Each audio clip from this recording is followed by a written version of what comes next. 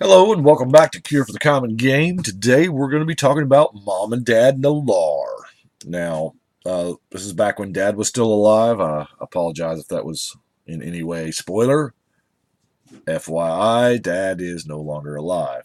That's where the heart of Kiran comes from. That's why you can take a loyalty off of a planeswalker, i.e.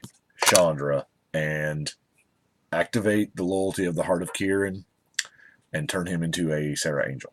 He becomes a 4/4 flying vigilance. Anyway, I do not have Heart of Kiran in the deck because in this deck, Daddy's still living. Anyway, it's all about the artifacts. Here, let's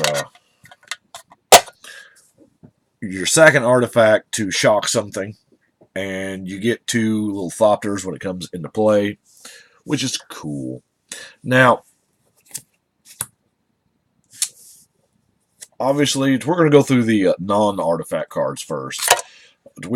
I have Chandra Nalaar in there, specifically the first Chandra, because, for flavor reasons. It's not that she's awesome, because she's not, but she's, it's Mom and Dad's deck, so I figured they would have one Chandra in there. Now, Trash for Treasure is as close to a Tinker as we're going to get in red. It's like a, a one-shot, the goblin that I don't have, or the bird that I don't have. We have Pia's Revolution, because, it's named after Pia. The Ether Grid. You get to tap some artifacts to deal some damage, so hey, that works too. Goblin Bombardment and Impact Tremors are kind of... You can possibly, with this deck, go really wide with your artifact tokens. It is possible. So, that's why those are in there. Mana Flare, because we're playing red, and by force is... I'm telling you, the more and more I play this card, the more I love it. It is just, it's not all artifacts, it's just those ones that bother me. Have a Whip Flare, because it, can wipe up your opponent's board and not yours. Molten Psyche is a red ability we've seen quite a bit, but the Metalcraft is what makes it really, really awesome. Now, the Hellkite Igniter, that's a hell of a fire breathing. You can... This has the potential to be just a blowout with as many artifacts as we have, or if you happen to have gone wide with your Thopters or Gnomes or whatever tokens that we're making. Then, of course, I have Aladdin. Name sounds like a legend. That's the reason why they stopped printing him. Name sounds like a legend. Now, let's go through some mana rocks here.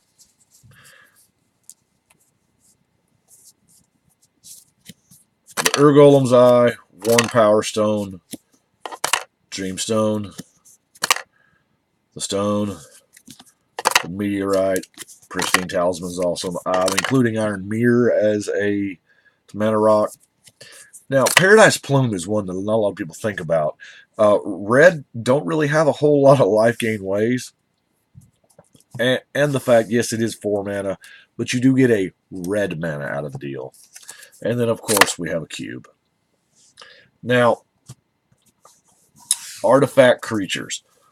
We're going to start, obviously, with the Mycosynth Golem, because he essentially makes all your other creatures the free. Like the Darksteel Juggernaut, Chief of the Foundry, Triskelion. Don't have a Walking Ballista up in here, simply because I don't have any more. They're all in use. It's a highly sought after card right now. I'll wait till Walking Ballista rotates out of standard, maybe drops a little bit before I... We have a Foundry Inspector. That's really good. It makes, a good percentage of your deck cheaper. Steel Hellkite, just in case your opponent's playing tokens or what have you. The Forge Master is, a tutor because you're going to sack 3 tokens. Pentavis, Thopter Assembly, Metalwork Colossus. You'll see all the other artifacts when we get there, but this guy's probably free most of the time. I am running an old school Thopter just because it's an old school Thopter, and they kind of do Thopter. I mean, Thopters is kind of the theme on Kaladesh. Thopter Squadron, makes Thopter, so that's cool. The Workshop Assistant is kind of our regrowth because, it's going to die. It will die. You'll make sure it dies. You'll chump block with it or whatever you have to make sure that it dies to get back the piece that you need. Now, with enough mana, if you get down to, eliminating the other players and you're just 1v1ing it for the, see who the winner is, you can just start pitching your artifacts at him. Bosch throws rocks. That's what he does. Beast of Burden is really, really nice because it's total creatures in play, and we have kind of a token themed deck. Now, not a creature, but got to put it in there because it's, the Scooter Looter. It's an amazing card. Now, let's see what we got. Non-creature artifacts. Let's do the Felden's Cane and the Turmoil's Crypt first because those are good utility cards that, especially the Crypt here, good utility cards that you just need to have. Because, I mean, there are Get Rog decks and whatever that the Crypt just destroys. Now, the Helm, here again, it makes your stuff cheap. Sword of the Animist is going to go fetch you a bunch of mountains, so that's cool. Whisper Silk Cloak to protect your whatever you need, probably your Golem. Don't have a Darksteel or a Blightsteel in here. There again, they're in use, but you know what? It's all good. It would help, but meh. Dragon Blood passes out the counters. That's kind of an odd card in here. To be honest with you, I don't remember what I was thinking. Maybe I'm trying to put a whole bunch of counters on +1/+1 counters on the Triskelion or the Pentavite or whatever. Do have a clock, so that kind of works with that theory. Also works with the artifacts that tap, like the Hive.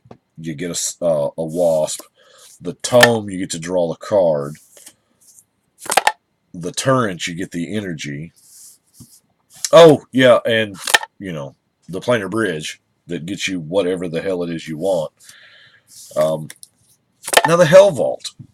I think this is the first time I've actually paired the Hell Vault with the clock.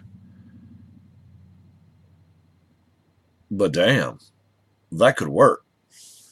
Don't know. It might not. Speaking of going wide with tokens, I realize Mirror are not really from Kaladesh, but the Incubator was kind of too good to pass up. That is a Voltaic Key. Untaps. Warhorn. The Orbs of Warding to keep out those, nasty targeting things. Slate of Ancestry is also another. If you go wide, you're going to need to draw cards. And, if you got a bunch of tokens, this is the way. Odds are, in a mono-red artifact deck, our hands are empty anyway. You got the Spine. Now, the Spine is amazing with the Goblin Welder, and as soon as I get a Welder, man, this is where it's going, because this is the kind of deck that it wants. Metronome. This occupies the slot of a card I have never cast before. I remember opening this from pack when Urza's was standard, and I never have cast this. The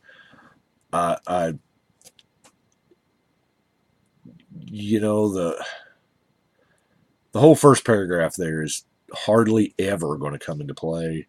So it's a 4-drop 4 tap, you get a 1/1 dude. So I mean, yeah. And then of course we have the Ore because we like playing double lands, and drawing that extra 3 cards is pretty sweet. Now I have 4 cards left. Back in Fifth Dawn, they made something called the Great Machine, and it was in 4 stations. If you get all 4 stations in play, it's an instant win. And they told us back then, we're not going to tell you how to do it. Of course, I mean, obviously they did. I mean, you go to the Wizards website, and one feeds the other, and it ends up making a loop. And I think at the end of the loop, it results in a free damage, if I'm not mistaken. I believe that's how it works. Can't remember. I have to look that up. It's been a while since I've had like all 4 stations in play and had to worry about it. But if it happens, it happens. If it doesn't, hey, that's fine too. They all produce good effects anyway. Well, okay effects anyway. So that is what I have got for Mom and Dad. I do appreciate you watching. Y'all let me know what you think. Thank you so much for the liking, the subscribing, favorite, share, whatever. I do appreciate y'all. Without y'all, I probably would have lost interest a while back, but we're steadily moving right along. I've probably only got 60 or 70 left that I have completely already built, and I'm staring at now like 25 to 30 that I've started on. Gosh, I start more than I finish, but you get to the point where you just need some cards, and like Tribal Rats, I'm still needing the Marinar, and that's it. The whole deck's built except for Marinar. But Mogus will get built again one day. There's Una. There's Timmy, Kervek. Anyway, thank you very much. Y'all let me know what you think. But right now, I think we're going to shuffle and cut.